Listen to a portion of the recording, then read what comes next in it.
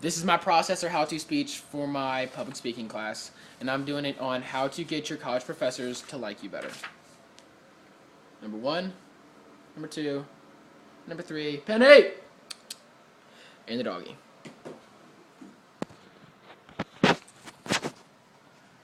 Today I'm going to teach you college students how to gain an edge in your classes. I've been in tight situations before where my professor gave me the benefit of the doubt because we had a good relationship, and it benefited me in a positive manner. Your teacher may be more forgiving towards you if he or she believes you are giving 100% of your effort in your class and not slacking off. I have 3 main points. My first one is the in-class steps that need to be taken to reach your goal. Second is the at-home steps. And lastly is the on-campus steps, but out of class. So basically your time in between your classes. Main idea number 1. To gain a greater understanding of what in-class steps should be taken to acquire your teacher's approval. Always be on time or early to class. Tardiness is laziness.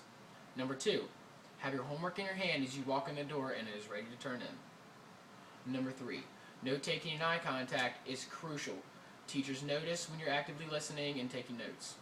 Number 4, ask questions that will further your understanding. Now, can you go back and repeat something that has already been said because you were talking to your neighbor and missed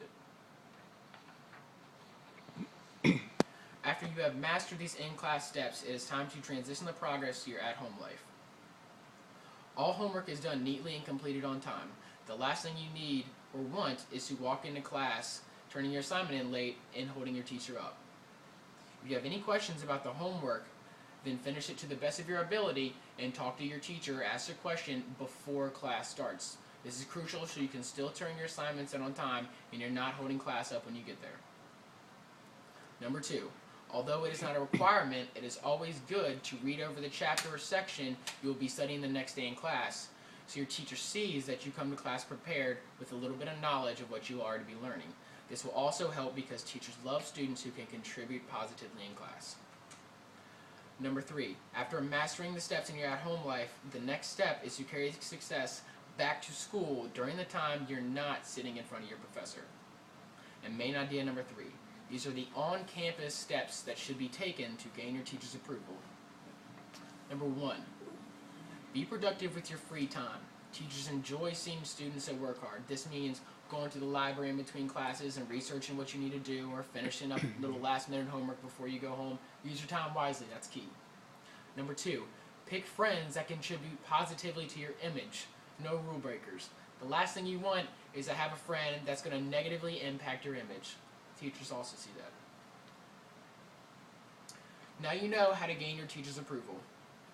I explained the in-class steps, the at-home steps, and the time you're at school in between classes.